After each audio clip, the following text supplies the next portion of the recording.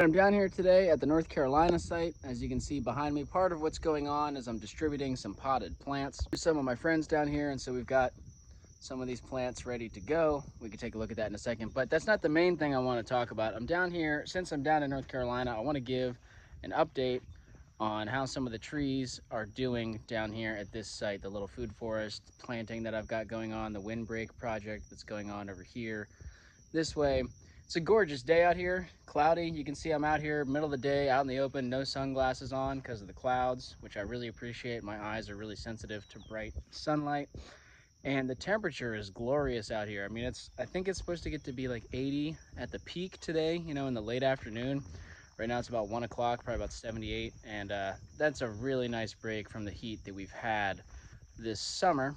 Well, not exactly the cooler fall temperatures, but that is on the way. We're rapidly moving here towards the end of summer and cooler, wetter weather. It's about the middle of August here. And I'm trying to think, the last time I made an update here was much earlier in the summer. I don't recall if it was June or July, but the basic trend on this site was that in June, we went maybe 5 weeks at least without any rain down here. One of the plants really struggled with that set of circumstances where it was no rain, it was hot for about 4 or 5 weeks at a time. That was hard, and I was not down here to irrigate, and so a lot of the plants struggled. We also had deer pressure became a thing. Deer finally found this little site. For the past 2 years, the deer have not been an issue up in here, but now they found out that there's food, as we knew was going to happen, and the deer have started to move through and nibble at any exposed, unprotected plants. And as we moved into July, we did start getting some rain, and especially end of July, early August, you know, we got a lot of rain with Debbie, that tropical storm that just came through, and a lot of rain even before that. So things are really greening up here. If I flip the camera around, you can see it is just a sea of green. The grass is really tall. I haven't been able to come down here and cut the grass. That's something that's pretty high on the to-do list. I actually didn't bring my mowing equipment today, but probably the next time I come down. Anyway, I want to show some of the plants. So you can see here, this is a black haw viburnum. So there was some deer damage, right? But this guy has enough growth that the deer have not hit it too hard. That's doing good. We've got sunchokes here putting out new growth. And again, if I come around here, you can see where the deer have been nibbling on these leaves. I think especially during the drought, the browse pressure was high. Interesting what they eat and don't eat. You know, they seem to leave the black walnuts alone. They seem to have left this hazelnut alone, which is kind of surprising to me. I did have a cage around this little mulberry here. Okay, and then you can see here's a persimmon I started from seed this year, a little over 1 foot tall, growing in the ground from seed.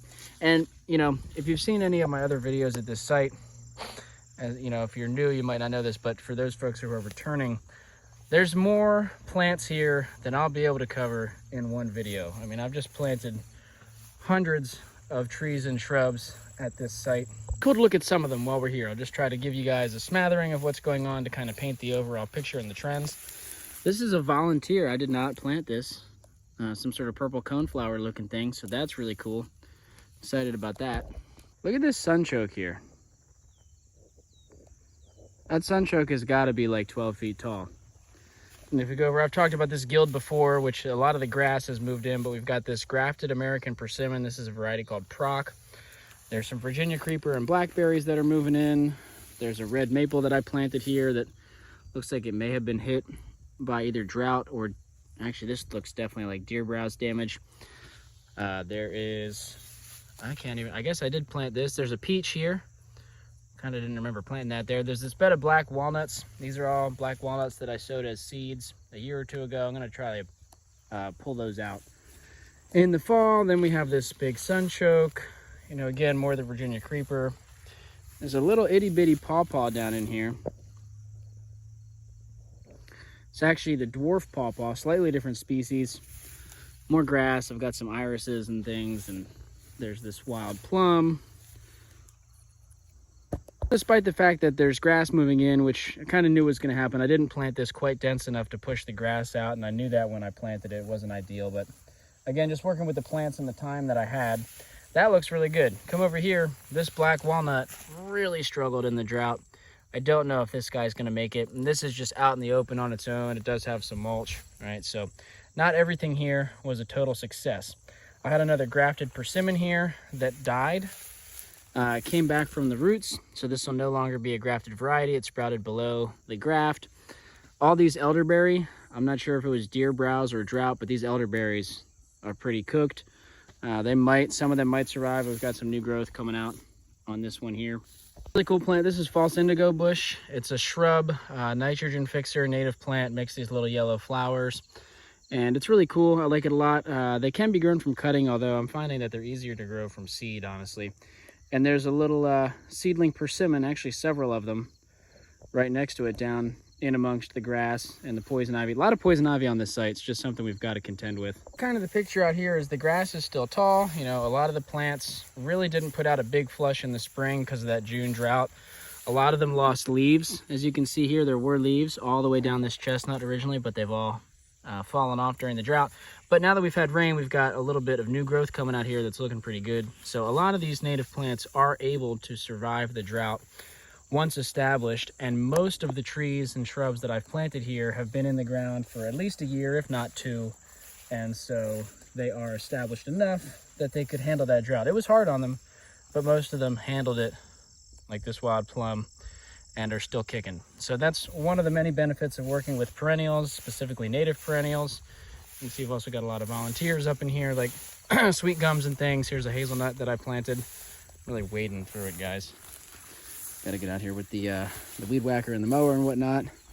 Another black walnut. This is one of my favorite winged elm trees. I just love the way that their canopy grows in the full sun. They're such a pretty tree. Winged elm there. We've got another really nice one right here. There's a lot of winged elm out in our little neighborhood here in the Piedmont. Little experiment, you know, I've done a lot of plantings where I plant a black locust next to another tree that I want to support. This is a peach. I'm thinking in the future I might increase the distance a little bit. This peach is very close to this black locust, and so it's actually getting a lot of shade from the black locust, which peach like full sun, so there's probably some nitrogen fixing going on that's assisting the peach. However, the shade that it's providing, you know, locust is kind of a dappled shade, but I don't know. It might be wise for me in the future to increase the spacing when I do experiments like this. But the peach is here growing. The locust is here growing. Exciting to see. Take a dip into the garden area next and see what that's looking like. This area is sort of deer protected. I think there are areas of the fence where it's low enough that they probably could jump it if they were really motivated. Gosh, it is really gorgeous out today. I can't stop thinking about it. And you can see more of the same trends, right? These hazelnuts have lost a lot of leaves. The grass, this Bermuda grass, which does really good in the hot, dry, has pushed in pretty aggressively. And so these hazelnuts are all alive. There's 6 of them in this little clump, but they are definitely struggling from the drought. I do think that they will be okay. This looks like even new growth coming out here. So we'll see, but I think we're gonna be all right. Then my favorite, these red leaf peaches. Oh my gosh. What a pretty tree in the landscape. Hopefully they'll make good peaches too. And they actually seem to do pretty well in the drought. I got 2 of them here, kind of like a little prunus block, because also there's 2 wild plum seedlings that I planted. Most of the other wild plums I have on this site came from suckers from established patches, but these 2 were seedlings. I bet you guys cannot tell what's going on here from the video, but some of you may have seen a video I made over the winter where I transplanted suckers from a blueberry patch into here, mulched them, but only a little bit. They actually survived the drought. Some of them are putting out new growth. I mean, some of them have died. They haven't put out a ton of growth, but like, there's blueberries in this sea of grass. So, and if you're not familiar, you know, I'm not living near this site anymore. I'm living about an hour and a half away. I used to live right around the corner. If I lived here, you know, when I established all these plants, I was living here. And so the plan was to keep the grass mowed and keep mulching and these sorts of things. But I don't have time for that now that I'm not here. So, you know, this is all going to be an experiment. What can handle toughing it out with the grass? The grass will get mowed a couple of times a season, but not very regularly. As you can see, it gets pretty crazy. We've got a bed here that has some weeds and also some elderberry cuttings. I'll probably dig these up in the fall. There's some willow cuttings, volunteer sorghum. I guess seed probably fell out of my pocket last year. some willow cuttings, more hazelnuts. I tried to establish some corn. Actually, I guess it kind of looks like this is working. These ears are small, but I planted a lot of corn in this bed before I left in the early spring, and the drought really stunted the corn. These should be a lot taller, a lot bigger ears, but we are gonna hopefully get some seed out of here. There's also some sorghum coming up in this bed, and some sorghum coming up over here. I threw down a lot of sorghum as a cover crop, and I'm very happy that it took. More hazelnuts. You can see, bang, bang. There's a lot of hazelnuts in here. It came from my friend EB. Nice established little elderberry patch. There's like a little row of elderberries and then a good row of hazelnuts in here. A lot of the strawberries got hit really hard by the drought, but there are still some strawberries in the understory running along. So can you see those strawberries there? And the hazelnuts here. And they're even making some more berries now, actually. This one has, somebody already made a snack of this. That's okay. The volunteering lamb's quarters, we like that. It's a nice little snack to have. And if we come in here, to my surprise, some of my greens are still alive and amongst the weeds. So there's a Swiss chard still alive and making some greens with no care. Some of these collards, although they look really raggedy from the bugs, are still alive. There's one here. They made seed. You can see this one here. This whole area, which again, weeds and sorghum cover crop. And sunchokes and everything. A lot of biomass here. A lot of biomass. So we're gonna leave this for now. Eventually this will get cut down and mulched. What else I might want to show you guys, or what else you guys might want to see, for those of you who've been following along, or really for anyone, you know, if you've got specific plants here that you want to see updates on, let me know. Really a delight, the rain that we've had. You know, I've been coming here probably on average every like 2 weeks all throughout the summer, and I don't always make a video when I come. And you know, June, July, even when we started getting rain in July, all of those visits I would come up here and the plants were just really looking sad and struggling. It was not nearly this green. It's only really this visit now in August, after we've had multiple rainstorms and the tropical storm Debbie, that things have really dramatically changed in the landscape. And so like I said, a lot of these native plants, they can survive, push out new growth when the rains eventually return. But for a while they look kind of sad. So it's just interesting to think how different this video would have looked if it was even just a few weeks ago that I made it. You know, I would have talked about pretty much the same things, but it would have looked different. A little guild I've talked about before, where I had sunchokes, elderberry, evening primrose, grass, weeds, all trying to establish this black walnut here in the middle. Earlier in the spring, this guy was totally shaded out by the sunchokes, which have gotten so heavy that they've toppled over, giving sunlight to the walnut and also the grass. And the elderberries in here are actually doing so well that there's even some berries, which I'm going to leave for the birds. But there are some elderberries there, which is cool. A lot of evening primrose. This is one of my favorite flowers. The flowers are kind of closed up because it's cool and wet today, but they are really pretty flowers. They're vibrant. They make a ton of them. Pollinators love them. They smell delicious. They smell good. I know most flowers smell good, but they really smell good. Coming down the line here, thought I'd point out on this hazelnut that is putting out new growth, you can see this nice tinge of color from the anthocyanins, which is really cool. That's a protective pigment in the leaves to protect against frost, against excessive evaporation, potentially insect browse, all sorts of things. I'm talking for a little bit now. I probably ought to go get to doing some other things. This video is probably getting pretty long, but here's a black locust that I planted. I planted it as a seed last year and then grew it in an air pruning bed, transplanted it as a bare root, you know, over the winter 2023. It was probably this tall. It's now doubled in height. I mean, I would say this thing is easily 10, 11 feet tall and growing. There's also a volunteer watermelon that sprouted here, and it even has a fruit on it. So that's cool. Don't know if I'll be here to harvest it when it's ripe, but, and this is another example where I did plant some oaks. You can see one of them right here with these, another one down in here, black locust, but I certainly think I could have planted them a little bit further away from the base. They're getting a lot of shade in there. They might still slowly grow in there and kind of come out the side seeking the sunlight. We could, you know, if that happens, we could cut down the locust to support the oaks, but we'll see. I think, again, with that sort of thing in the future, we might want to increase the distance. I still think it's a good idea of planting locust as a support species for other woody perennials, but I think the distance needs some tweaking potentially. Though we'll see, you know, like I said, with the peaches like full sun, oaks also like full sun, but they can hang on for a little while in the shade, especially if it's not full shade. They can hang on, grow kind of slow, and bide their time a little bit, so I think that example might still work pretty well. We shall see.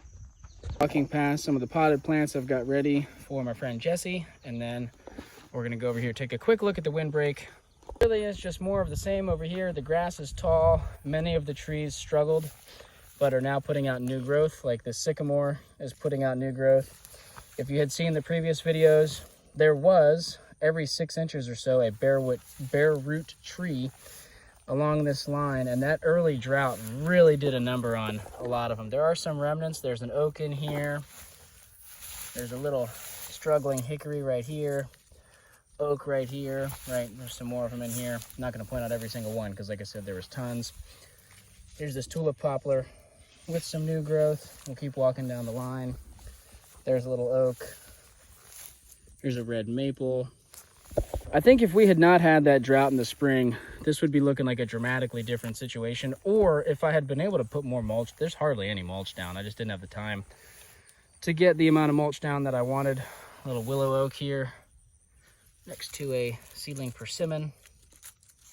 And so I think that's what, you know, that's where it's important that I plant it. If I wasn't able to take ideal care of the trees, that's where it's ideal. You really want to have high density.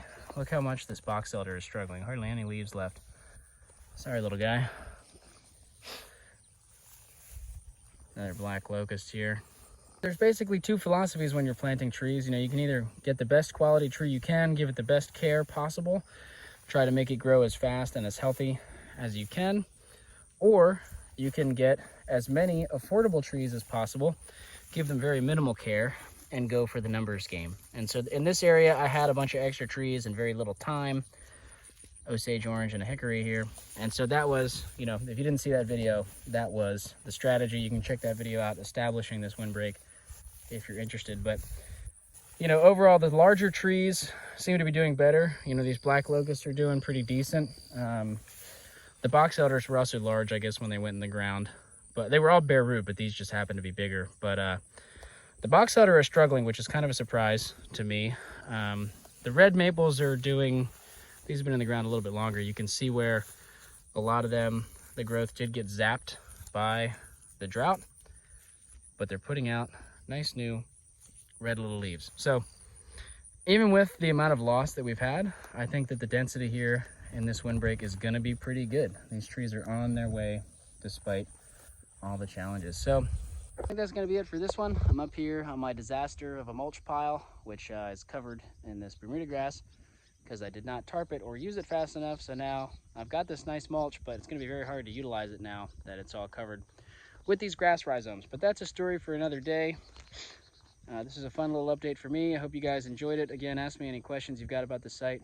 If you got them, I'm happy to talk more about it, but I'm going to get back to some other stuff now. Enjoy this day, and I hope you guys are enjoying it too. And I'll catch you in the next one. One last thought that I actually wanted to leave you guys with is that I know that to some of you this might look crazy, overgrown, weedy, chaos, and to some extent that is what's going on, but it's also normal. And I think it's important for me to point out, I'm trying to establish woody perennials, mostly trees, but also shrubs, kind of in a food forest-like environment. You know, it might be somewhat savanna-like. I don't know that I'm going to go for totally closed canopy everywhere, but I'm trying to establish woody shrubs and trees. And while they're establishing, while they're small, you know, before they've had a chance to get tall and cast shade, this is what it often looks like in the wild. Here's a black cherry right here. This is a volunteer. I did not plant this. But while these types of woody species are developing and maturing, the landscape often looks like this, with grasses, herbaceous perennials, vines, all sorts of early successional species, while the trees are young. So this is to be expected. I think it's normal. You know, there are certain species in here that I do want to manage, such as honeysuckle and things that can get out of control. Give this another 5, 10, 20 years and all of these trees, maybe not all of them, but a lot of these trees, look at this wasp, are going to be mature. They're going to be much taller. Maybe mature is not the right word. They're going to be on their way to maturity and they'll be much taller. They'll still arguably be very young in 10 or 20 years, but they'll be casting a lot more shade than they are now. And that's going to dramatically change the understory plants, what's going on here.